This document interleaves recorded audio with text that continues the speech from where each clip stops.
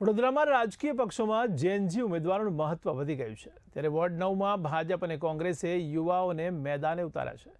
ત્યારે ભાજપે શ્રીરંગ આયરેને 22 વર્ષની ઉંમરે જ 5 વર્ષ અગાઉ મેદાને ઉતાર્યા હતા। ત્યારે હાલ 28ની ઉંમરે ભાજપે ફરીથી ચૂંટણી લડવાની તક આપી છે।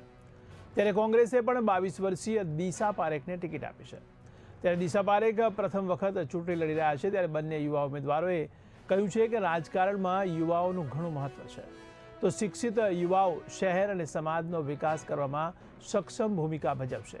બંને ઉમેદવારોએ પોતપોતાની જીતનો વિશ્વાસ પણ વ્યક્ત કર્યો હતો।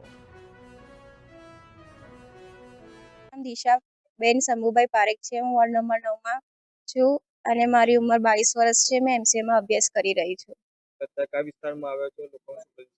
અમે પંચવટી ઉદયપુર સોસાયટી ને એ સાઈડ એરિયામાં આવ્યા છે અને લોકોનો પ્રતિસાદ એવો જ છે કે અમે કોંગ્રેસ આવે અને ભાજપ જાય અને લોકો જ કહે છે કે કોંગ્રેસ જીતશે। મેં યુવા છું, ઘણી બધી ટેકનોલોજીથી અમે કામ કરીશું, આગળ નવું પરિવર્તન આવશે, ખાડાઓ છે બધા રસ્તા બનશે નવા અને ઘણા બધા ચેન્જીસ આવશે। યુવાનોને મેસેજ છે કે એ બી આગળ વધે,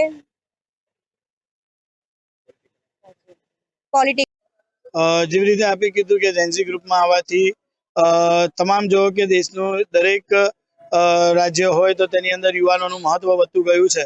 તો યુવાની સાથે સાથે મારી સાથે પણ અમારા વિસ્તારના અમારા સાથી ઉમેદવાર એવા પરેશભાઈ છે, સાથે સુરેખાબેન પટેલ છે, સાથે દીક્ષિતાબેન રાય છે કે તે હંમેશા અમારી સાથે રહીને છેલ્લે જ્યારથી અમે વિસ્તારના ઉમેદવાર તરીકે અમે ઉમટીને આવ્યા છે તો લોકોનો જનપ્રતિસાદ મળી રહ્યો છે।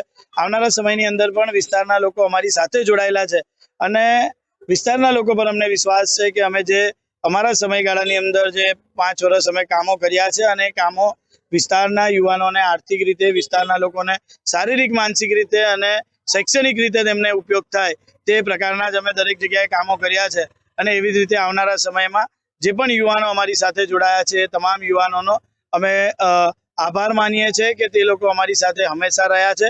એ સુખનો પ્રસંગ હોય, દુઃખનો પ્રસંગ હોય કે શૈક્ષણિક કાર્યક્રમ હોય તો દરેક લોકો અમારી વચ્ચે રહ્યા છે। તો તેવી રીતે આજના દિવસે અમારી સાથે તમામ યુવાનો જોડાયા છે।